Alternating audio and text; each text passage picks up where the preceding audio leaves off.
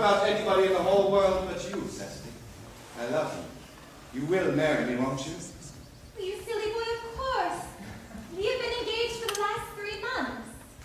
For the last 3 months? Well, yes, it will be exactly 3 months this Thursday. But how did we become engaged? Well, ever since dear Uncle Jack first confessed to us that he had a younger brother who was very wicked and bad, you, of course, became the chief topic of conversation between myself and Miss Prism. And, of course, a man who is much talked about is always very attractive. One feels there must be something in him after all. I dare say it was foolish of me, Ernest, but I fell in love with you. Darling, but when was our engagement settled? The 14th of February last. Worn out by your entire ignorance of my existence, I determined to end the matter, one way or the other. And after a long struggle with myself, I accepted you, under this dear little tree here. And let's say I got this ring in your name. And this little jangle that the true love is not, I promise you always to wear. Did I give you this? It's very pretty, isn't it? Yes, you wonderfully good taste, Ernest. It's the excuse I've always given you for leading such a bad life. And this is the box that I keep all your dear letters in.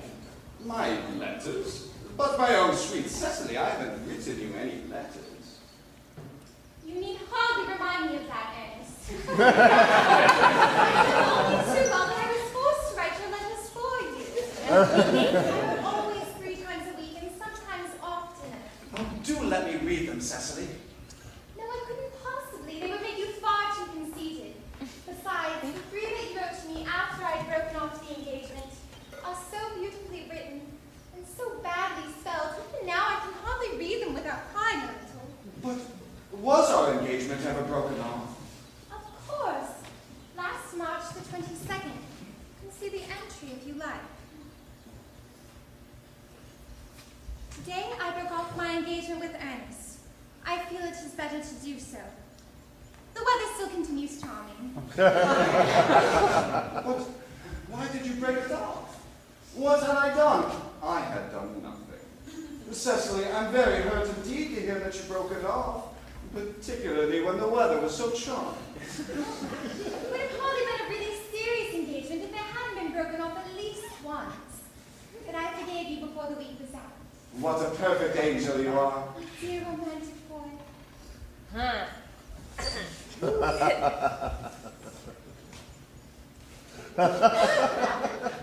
your hair curls naturally, does it? Yes, darling, with a little help from others. Oh, I am so glad. You'll never break off our engagement again, Cecily. Oh, no, I couldn't possibly now that I've actually met you. Besides, there is the question of your name.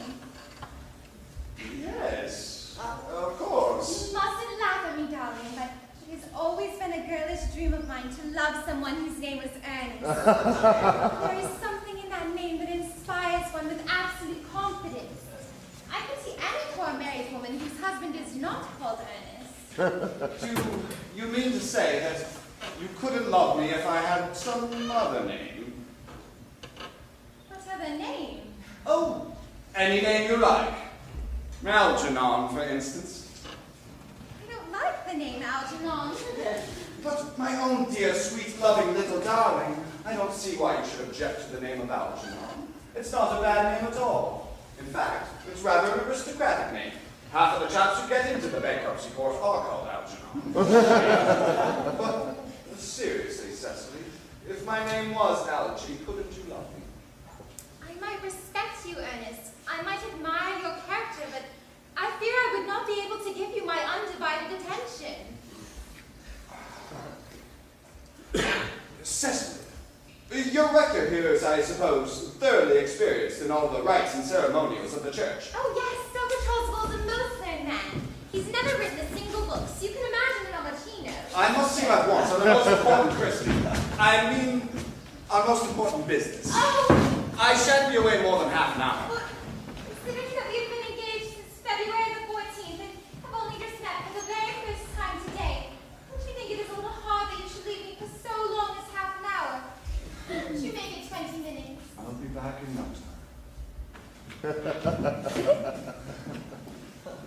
What an impetuous boy he is. I like his hair so much. I must introduce the proposal into my diary. Miss Fairfax calling over to see Mr. Worthing for very private business. Fairfax State. Isn't Mr. Worthing in his library? Mr. Worthing is at the direction of the rectory some time ago. Pray ask the lady to come out here, and I'm sure Mr. Worthing will be back soon. You can bring tea. Yes, miss. Miss Fairfax. No doubt one of the many good elderly women associated with Uncle Jack and his philanthropic work in London. I don't quite like women who are interested in philanthropic work. It's so very forward of them.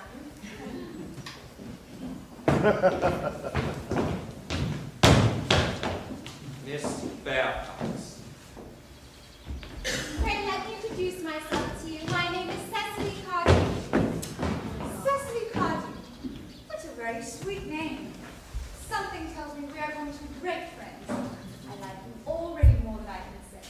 My first impressions of people are never wrong. How nice of you to like me so much after knowing me for such a comparatively short time. Pray sit down. I may call you Cecily, may I not? Oh, with pleasure. And you will always call me Gwendolyn, won't you? Oh, if you wish. Then that is all quite settled, is it not? I hope so. Perhaps this might be a favorable opportunity for me mentioning who I am. My father is Lord Bracknell. You've never heard of Papa, I suppose? I think so. Outside the family circle, I'm glad to say Papa is almost entirely unknown. I think that is just as it should be. The home seems to me to be the proper sphere for the man. And certainly, once a man begins neglecting his domestic duties, he becomes painfully effeminate, does he not? And I don't like that. It makes men so very attractive. Cecily. Well, Margaret's views on education are remarkably strict, has brought me up to be extremely short-sighted. So, I hope you don't mind my looking at you through my glasses. Not at all, Gwendolyn. In fact, I'm quite fond of being looked at.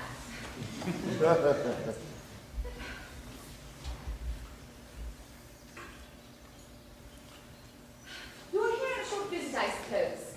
Oh, no, I live here. Really? Your mother, no doubt, is some female relative of advanced years resides here also. No, I have no mother, nor in fact any relations. Indeed. My dear guardian, along with the assistance of Miss Prism, has the arduous task of looking after me. Your guardian? Yes, I am Mr. Worthing's ward. Oh, it is strange he never mentioned to me that he had a ward. How very secretive of him. He grows more interesting hourly. I am not sure, however, that this news inspires me with feelings of unmixed delight. I am very fond of you, Cecily.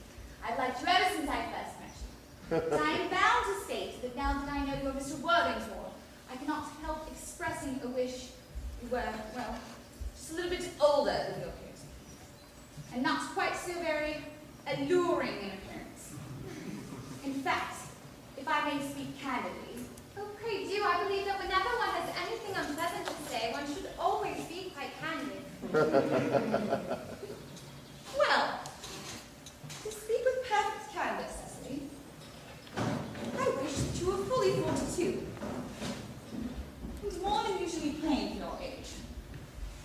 Ernest has a very strong, upright nature. He's the very soul of truth and honor. His loyalty to him would be as impossible as deception. Even men of the most noblest possible moral character are extremely susceptible to the influence of the physical charms of others. Modern no less than ancient history has supplied us with many most painful examples of what I refer to. Indeed, if it were not so, history would be quite unreadable. I beg your pardon, Gwendolyn. Did you say Ernest? Yes, But it is not Mr. Ernest Worthing who is my guardian. It is his brother, his elder brother. Ernest never mentioned to me that he had a brother. I'm afraid they've not been on good terms for quite a long time. That accounts for it.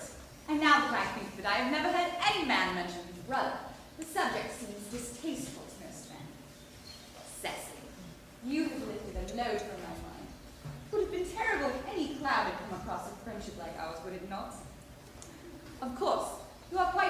sure it's not Mr. Earnest Worthing who's your guardian? Quite sure. In fact, I am going to be his. I beg your pardon.